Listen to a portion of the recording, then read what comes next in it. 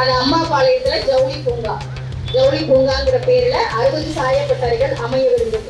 யார் யாரோ போராடி பார்த்தாங்க, ஒன்னும் பண்ண முடியல. ஆனா எங்கள் அண்ணன் முத்தமிழன் தி. வேல்முருகன் அவர்கள் இது இந்தியாங்கிறது தேசிய இனங்களின் சிறைக்கூடம் என்கிறார்.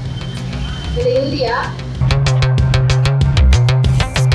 நாம இந்த கல்விக் கொள்கையே எங்களுக்கு வேண்டாம், இந்த கல்விக் கொள்கையே மாற்றியமைக்கப்பட வேண்டும் என்று போராடி கொண்டிருக்கிறோம். இந்த நீட் தேர்வு ரத்து செய்யப்பட வேண்டும் என்று போராடி கொண்டிருக்கிறோம்.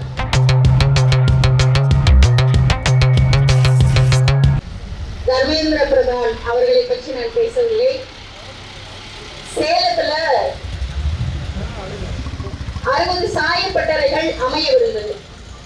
அந்த 60 சாயப்பட்டறைகளும் சேலத்தை சுற்றியுள்ள அந்த கிராம மக்களுக்கு, விவசாய பெருங்குடி மக்களுக்கு, அங்கு வாழ்கின்ற மக்களுக்கு நிலத்தடி நீரை பாழ்படுத்துவது, எண்ணற்ற நோய்களை உண்டாக்கும் அந்த சாயப்பட்டறைகள் அமைத்தால் அது அம்மாபாளையத்துல ஜவுளி பூங்காங்கிற பேர்ல 60 சாயப்பட்டறைகள் அமையவிருந்தது.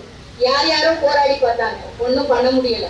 ஆனா எங்கள் அண்ணன் முத்தமிழன் தி. வேல்முருகன் அவர்கள் அந்த விவசாய பெருங்குடி மக்களுக்காக அந்த சாயப்பட்டறை ஆலைகள் அங்கே வரக்கூடாது என்று போராடினார்.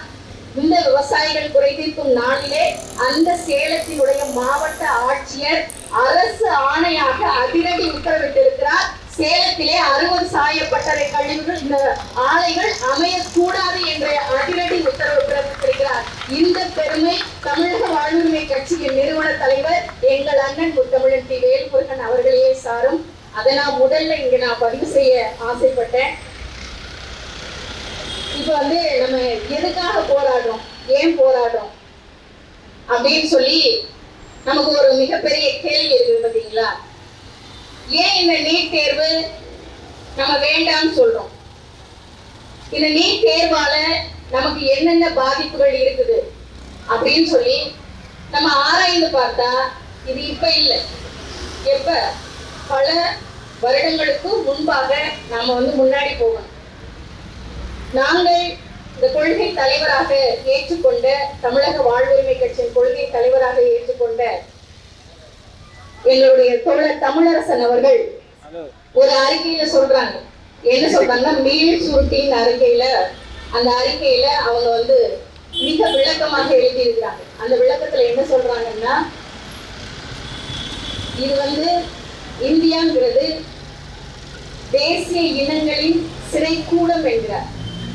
இது இந்தியா தேசிய இனங்களின் சிறைக்கூடம்.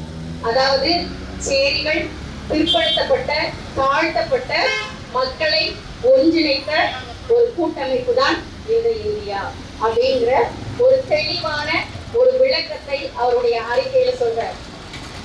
ஆரம்ப காலகட்டத்தில இருந்து நம்முடைய இந்தியாவில் இருந்து இந்த தமிழ்நாடு உடையாமல் பாதுகாப்பதில் மிக குறியாக, மிக ஆர்வமாக, தெளிவாக அந்த வேலையை செய்து கொண்டிருக்கிறார்கள். ஏன் உடஞ்சா என்னாகும்? அவர்கள் கட்டி வைத்திருக்கின்ற அந்த ஒரு கட்டமைப்பு, அவர்கள் நம் மத்தியில் திணித்திருக்கின்ற அவர்களுடைய பழங்கால புராண கதைகள் முதற்கொண்டு அவர்கள் நம்மிடையே திணித்த அத்தனை கட்டமைப்புகளும் சுள்ளியாக, சுக்கு நூறாக இங்கே சிதறி போய்விடும். அப்ப நம்மள அடிமையா வைத்திருக்க வேண்டும். அப்படி வைத்திருந்த காரணம் அப்படி என்னன்னா, நமக்கு கல்விங்கிற ஒண்ணே இருக்கவே கூடாது. இந்த கல்விங்கிற ஒன்றை நாம் பெற்று, நாம் சுய அறிவோடும், நாம் சுய சிந்தனையோடும் நாம் தெளிவாக சிந்திக்க ஆரம்பித்து விட்டால், கேள்வி கேட்கின்ற ஒரு இடத்துல நீங்க இருப்பீங்க. கேள்வி கேட்டால் பதில் சொல்றதுக்கு அங்க ஒண்ணும் கிடையாது. ஏன்னா அங்க இல்ல.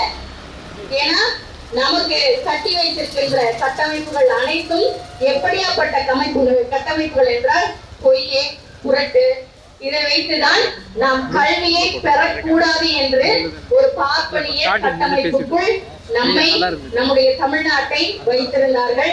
ஆதலால்தான் நாம் கல்வி பெறக்கூடாது என்று எண்ணி ஒவ்வொரு மாணவர்களுக்கும் ஒவ்வொரு நுழைவுத் தேர்வை வைத்து அவங்க வரக்கூடாது அப்படிங்கிறத ரொம்ப சாமர்த்தியமா அழகா தெளிவாக இன்று வரை பதிவு செய்து கொண்டே இருக்கிறார்கள். என்னுடைய கல்வி உரிமையை நான் தான் தீர்மானிக்க வேண்டும். என்னுடைய உரிமையை நான் தான் தீர்மானிக்க வேண்டும். அதை நான் யாரிடமும் கேட்டு பெற கூடாது. கண்டிப்பாக இதை தீர்மானிப்பதற்கு இந்த மத்திய அரசியார் நாம இந்த கல்விக் கொள்கையே எங்களுக்கு வேண்டாம், இந்த கல்விக் கொள்கையே மாற்றியமைக்கப்பட வேண்டும் என்று போராடி கொண்டிருக்கிறோம். இந்த நீட் தேர்வு ரத்து செய்யப்பட வேண்டும் என்று போராடி கொண்டிருக்கிறோம். இப்ப ஒண்ணும் இல்லைங்க, எனக்கு ஒரு மிகப்பெரிய கனவு இருக்குது. எனது மகனை நான் ஒரு மருத்துவர் ஆக்க வேண்டும் என்ற ஒரு கனவு எனக்குள் இருந்திருக்கலாம். எனக்குள் இருப்பதற்கான காரணம் என்னவாக இருக்கும்? எனக்குள் அந்த மருத்துவ கனவு எழுவதற்கான காரணம் என்னவாக இருக்கும்? நான் சிறு வயதிலிருந்து நான் மிகவும் பொருளாதார பின்னணியில் தாழ்த்தப்பட்டு நான் இந்த சமுதாயத்தின் பார்வையில் எப்படி மிக வேதனைப்பட்டு வெளியேறிய ஒரு பெண்ணாக இருந்திருக்கலாம். எனக்கு சரியான மருத்துவம், எனது தாய் தந்தையருக்கு சரியான மருத்துவம், சமமான மருத்துவம் கிடைக்க பெறாமல் இருந்திருக்கலாம்.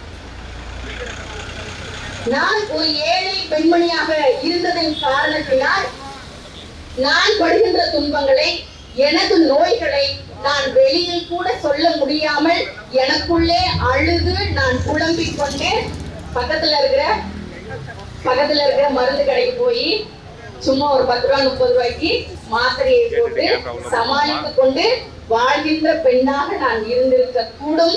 அதனால் எனது பிள்ளையை நான் மருத்துவராக்க வேண்டும் என்ற ஒரு மிகப்பெரிய கனவு எனக்குள் எழுந்திருக்க வேண்டும். அந்த கனவு எப்படியாப்பட்ட கனவாக இருந்திருக்க கூடும் என்றால், கண்ணே, என் அமுதே, அப்பா ராசா, நீ எப்படியாவது படிச்சுக்க, நான் படிக்க முடியல, என் ஆயியப்ப படிக்க முடியல, என் ஆயியப்ப படிக்காத படிப்ப, நான் படிக்காத படிப்ப நீ படிச்சிரு கண்ணு, நீ கவலைப்படாத, நான் அண்டா வைக்கிறனும் குண்டா வைக்கிறனும் கவலைப்படாத, நான் எனது காணியை அடகு வைக்கிறனும், எனது நகையை அடகு வைக்கிறனும், நான் விவசாய நிலத்தை அடகு வைக்கிறனும், நான் எனது வீட்டை அடகு வைக்கிறனும், நீ கவலைப்படாத, நான் எத்தனை பேர்கிட்ட பிச்சை எடுக்கிறனோ, எந்தெந்த வீட்டுல போய் நான் பாத்திரம் தேய்ச்சி கழுவுறனோ, நீ கவலைப்படாத, உனது குறிக்கோள் ஒன்றாக இருக்க வேண்டும். அது உனது கல்வியாக இருக்க வேண்டும், அது மருத்துவ கனவாக இருக்க வேண்டும். அந்த மருத்துவராகி நீ வாழ்நாள் முழுவதும்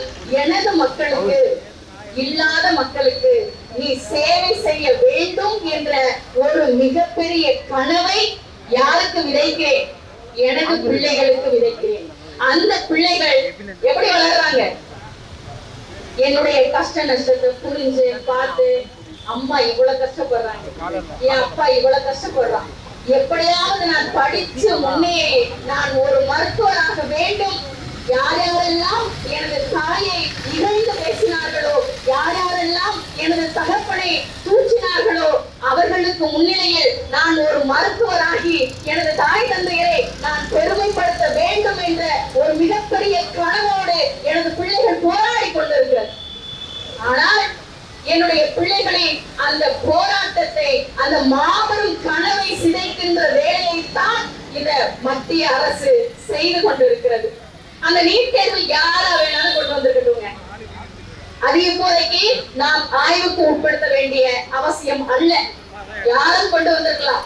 ஆனால் அவர்கள் காங்கிரஸ் ஆட்சியில் கொண்டு வந்த பொழுதும் இது போராடி அது 6 வருட காலமாக தடை செய்யப்பட்டிருந்தது.